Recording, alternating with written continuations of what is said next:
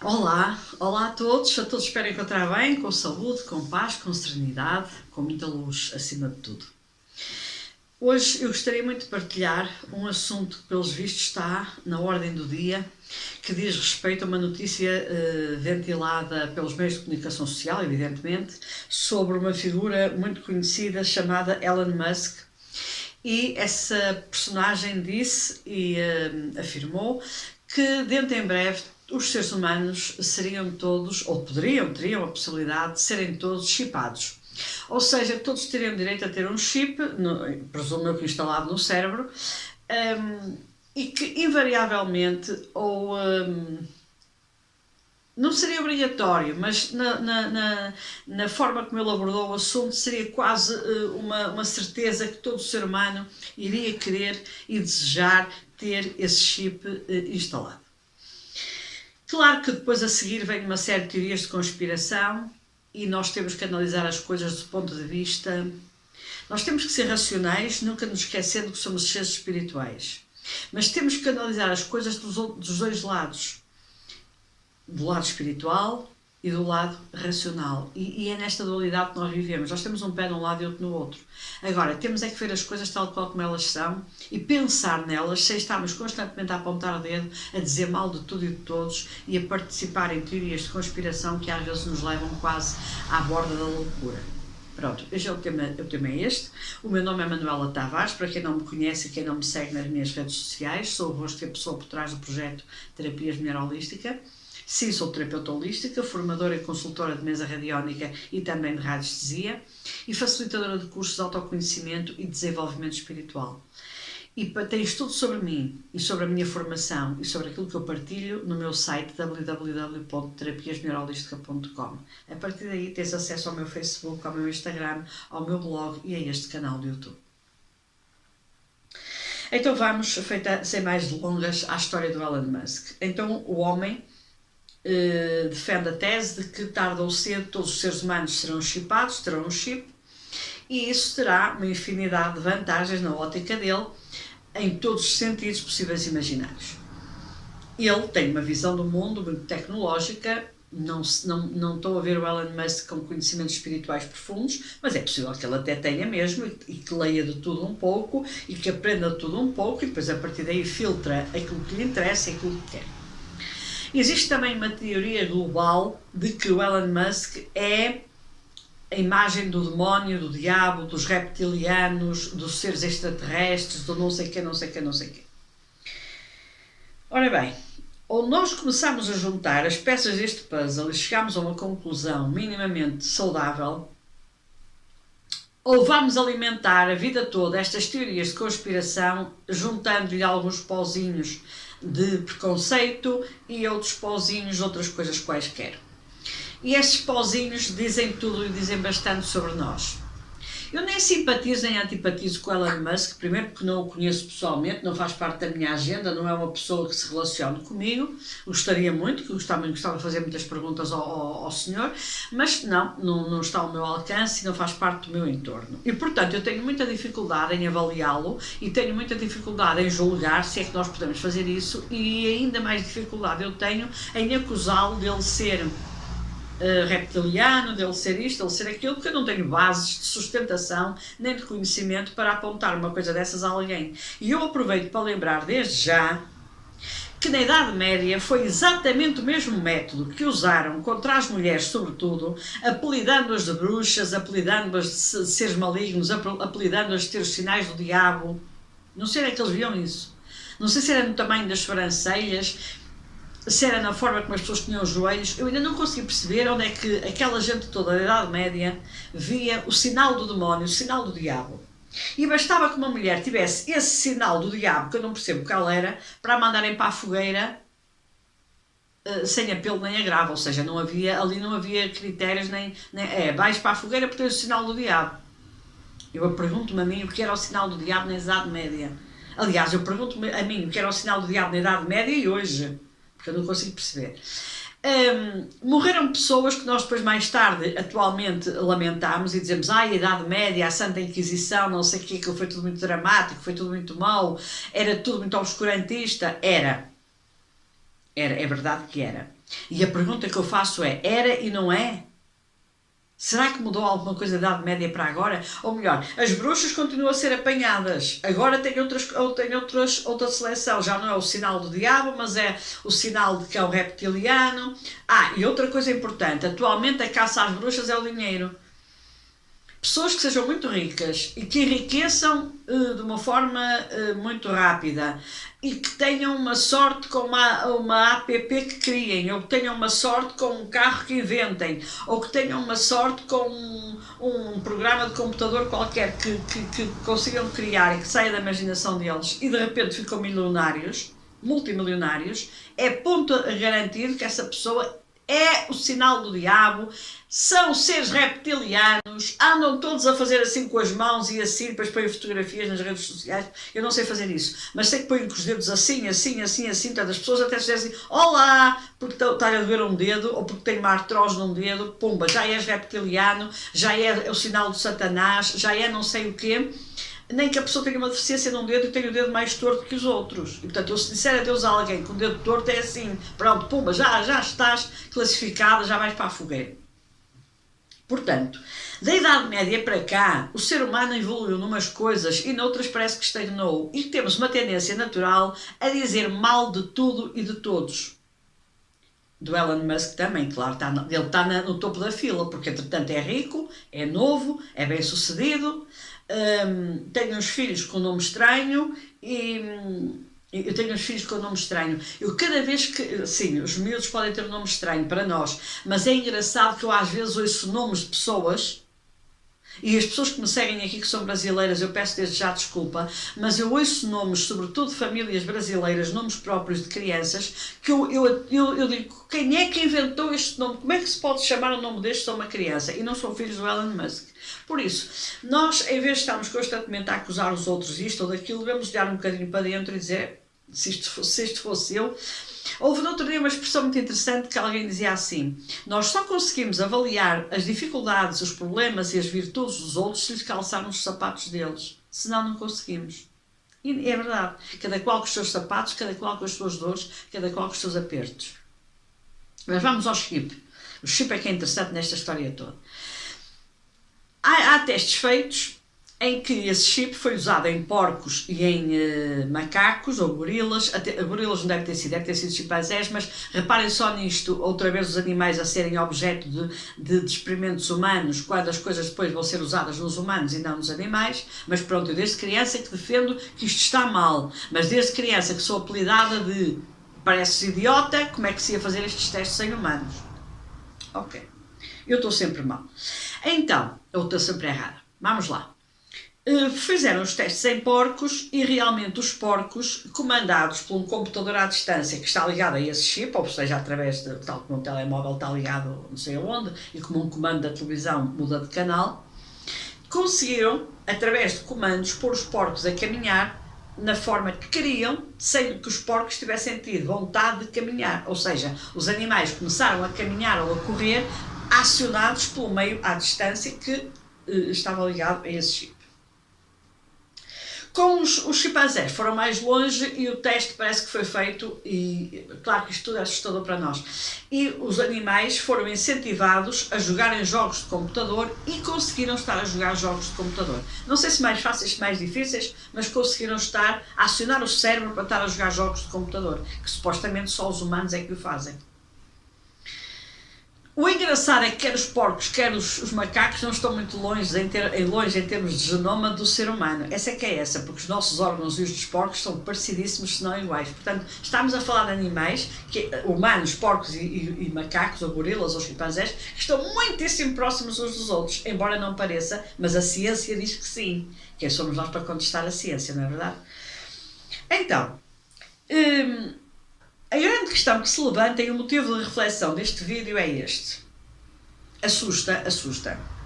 Mas se os meus bisavós, até não me gostava de dizer aos meus bisavós, os meus avós, viessem agora a este mundo e vissem a neta com um telemóvel destes, a falar para uma pessoa que está do outro lado do mundo,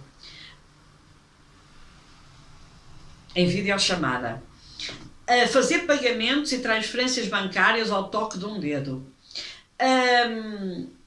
a enviar mensagens e a receber mensagens de uma pessoa que está do outro lado do planeta, por exemplo, na Austrália ou coisa que o valha. Os meus bisavós, os meus avós, não é preciso meus bisavós, coitados, né? Os meus avós tinham, pumba, caído aqui no chão redondos e diziam: a minha neta está possuída, ela deve ser extraterrestre, diriam os meus avós, ela é reptiliana pela certa, porque ela pega numa maquineta e com esta maquineta ela fala para uma pessoa que está do outro lado do mundo. E veem-se uns aos outros.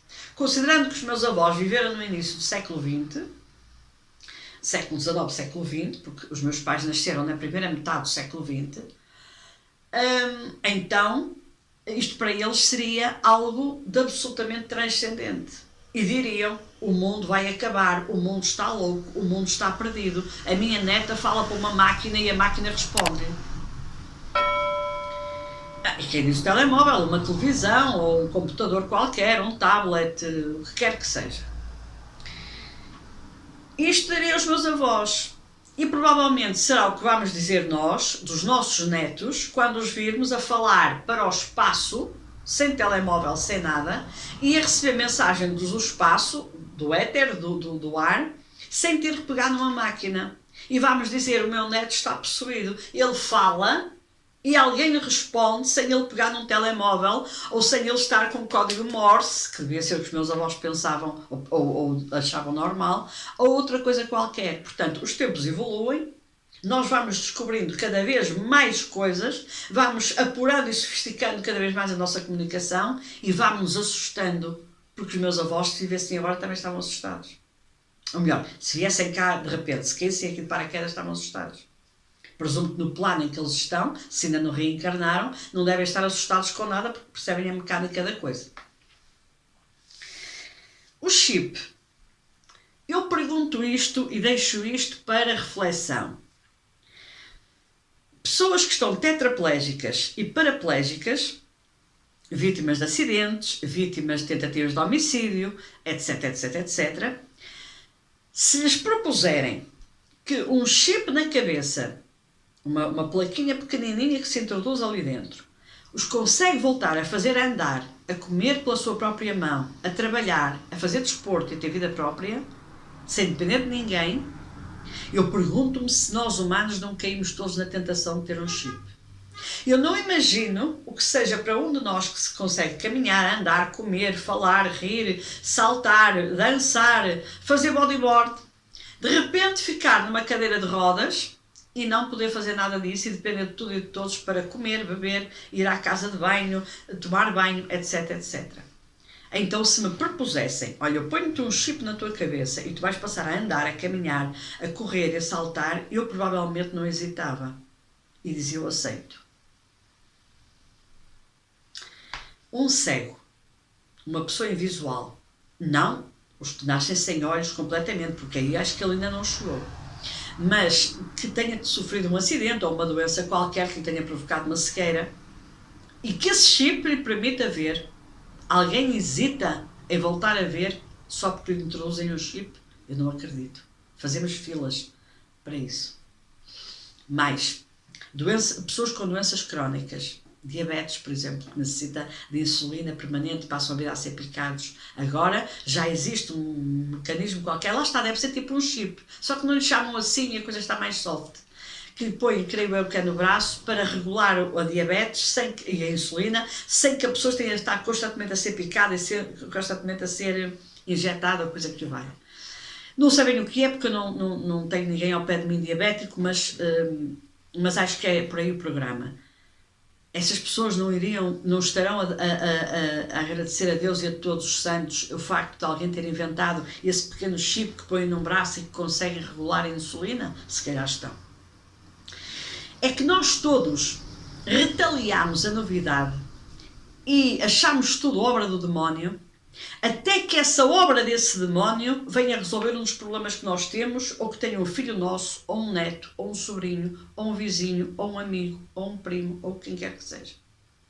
E no dia em que vemos um filho nosso numa cadeira de rodas, ou invisual, ou o que quer que seja, ou com uma doença qualquer que precisa de ter uma assistência permanente, nós aceitamos quase tudo, porque até aceitamos o transplante de órgãos. E essa porta que foi aberta do transplante de órgãos, se nós pensarmos bem, mas não é um chip. Está bem, mas é um órgão de outra pessoa que entretanto morreu. E agora até estavam a pensar fazer de porcos. Ainda bem que correu mal, mas infelizmente acho que eles continuam a existir. Claro que isto traz uma discussão muito grande. Então, mas nós estávamos a estar ligados a um computador? E então, se alguém se lembra de lançar um vírus nesse computador e afetar o chip que nós temos? E se alguém se lembra de fazer um comando ou um programa qualquer no computador e transformar essas pessoas que têm o chip em assassinos em série? E se alguém se lembra de desprogramar e programar esse chip e transformar essas pessoas que têm o chip, que até era para uma coisa boa, em zombies? E se alguém, um hacker, nós estamos logo a ver o lado negro da coisa, um hacker entra lá no sistema e altera completamente a função do chip, e o chip, em vez de, por exemplo, programar a toma da insulina, ou programar a visão, ou o caminhar daquela pessoa que até agora era tetraplégica e já agora consegue andar, e aquela pessoa de repente começa a ter movimentos descoordenados e vai a conduzir e rebenta-se outra vez contra um muro ou contra outros carros e mata alguém. Este é o imenso campo das possibilidades que nós temos na nossa vida. É o imenso campo das escolhas que nós temos na nossa vida. E enquanto houver seres humanos, há escolhas boas e escolhas menos boas. A única forma que nós temos, efetivamente, de não ter escolhas menos boas é eliminar o ser humano. Porque um hipopótamo, um burro, um cavalo, um cão, uma girafa, uma zebra, um leão, um leopardo ou até um tubarão, nunca fazem escolhas destas. Fazem escolhas apenas de sobrevivência. Então, nós temos que começar a pensar se temos que eliminar todos os seres humanos à face da Terra capazes de fazer más escolhas. E vamos todos. Não vai ficar cá ninguém. E, portanto, essa teoria da conspiração e assustadora de que ele é isto, de que ele é aquilo, e esse chip vai ser inevitável para a humanidade, eu, claro que me interrogo. Então eu quero lá o chip na minha cabeça, eu não quero nada dessas coisas. Mas se eu amanhã ficar numa cadeira de rodas, e eu bato na madeira, não sou supersticiosa, mas vamos fazer de conta que hoje sou mesmo, eu também quero chip, porque eu quero continuar a andar, eu não quero estar numa cadeira de rodas. Eu não quero estar ligado a um ventilador. Eu não quero estar numa cama a ganhar as caras e à espera da morte. Porque se eu não for a favor da eutanásia, também não sou a favor da distanásia. E essa é que é a grande questão. Então, nós todos queremos qualidade de vida. O Elon Musk estará assim tão longe da verdade? Não sei. As experiências poderão dar todas para o torto e nós podemos estar aqui a falar de uma total e completa inversão dos valores humanos? É possível, mas só vou deixar esta nota de rodapé. Plutão vai entrar em Aquário em março de 2023.